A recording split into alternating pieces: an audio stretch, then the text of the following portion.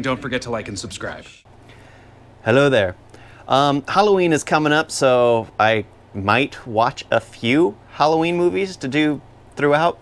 One of my favorites, of course, would be The Brothers Grimm.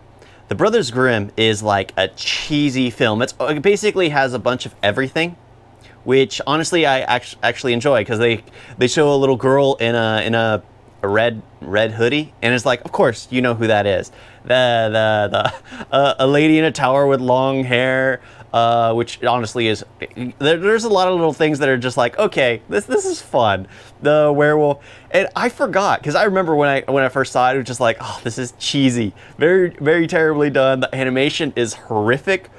However, I forgot, it's just like, there's some creepy scenes there, like that one scene where a girl's being swallowed by a horse, like spiders are hanging off the horse's mouth. That actually creeped me out. I'm not gonna lie. When that popped up, I was like, ugh, I forgot about that. It's disturbing. It's disturbing. Imagine petting a horse and going towards the mouth and having spiders crawl all over you because they were in the horse's, just like, ew. That's just disgusting. It's disgusting. Yeah, that's what popped into my head. I was like, oh my gosh, how could I watch this? How could I watch this? Yeah. But yeah, it's one of my. I hadn't seen it in years, actually. I'm not one of those people who tend to watch the same movie unless it's Die Hard for Christmas. That same movie over and over and over again every year just because it's the season. I'm not. So I was like, you know what? I haven't seen it in a while. I know I liked it because it's funny. It's Matt Damon and Heath Ledger. Matt Damon and Heath Ledger. They play the Brothers Grimm.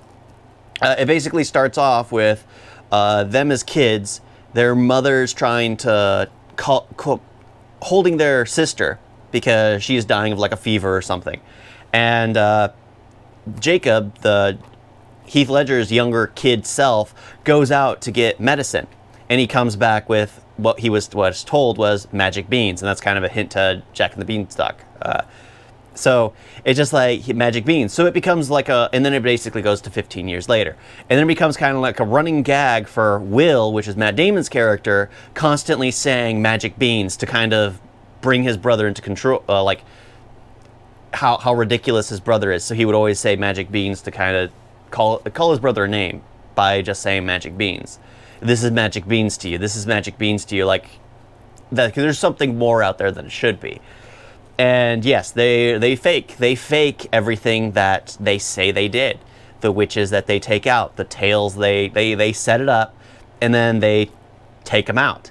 So it's just like one of those things, just like, this is a different take on them. I like that. Only for them to stumble across a real magic situation. And it's funny because how the characters actually switch. Will, you could tell, is the Matt Damon. Matt Damon is the brother that's in control because he's the one with the ideas. He's the one that makes the deals with the town. Only to when it gets to the actual real magic, it's Jacob with the one with the ideas, because he lives outside of his mind. He's always believed in the extraordinary.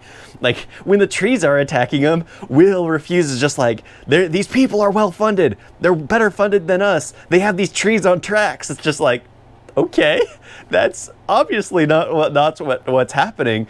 He just refuses to accept it. He kept trying to.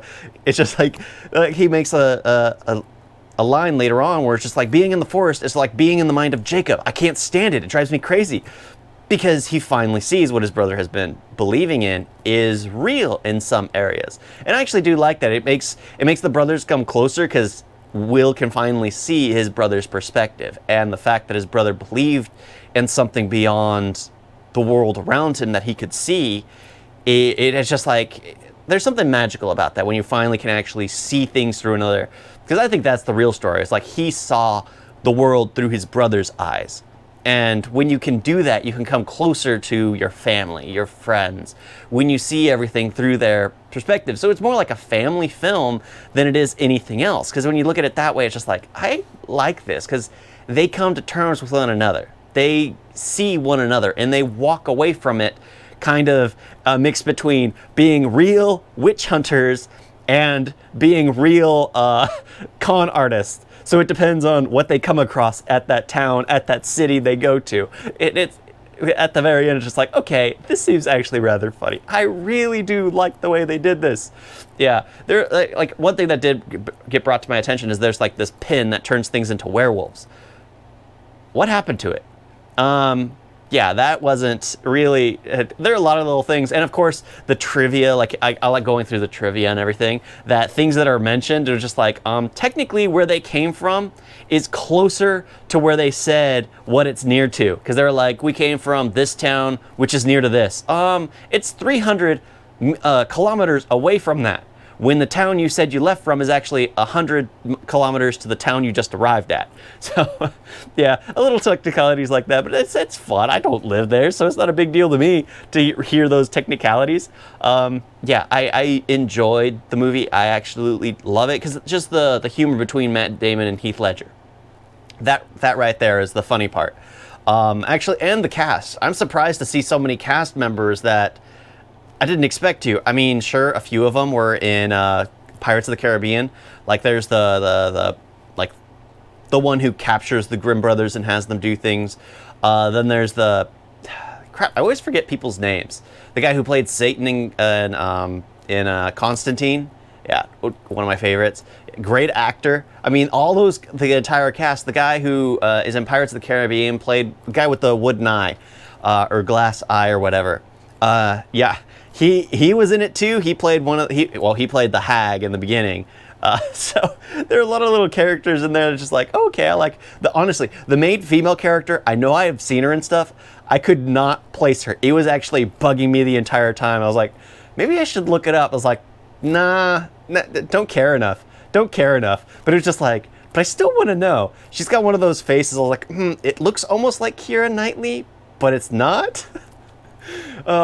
Yeah, so in the end, I mean, I do love that movie. It's one of those that you got to see because it's so bad it's good, but it's not bad at the same time. At least for me, I don't feel it's bad. I don't feel like it's a bad movie.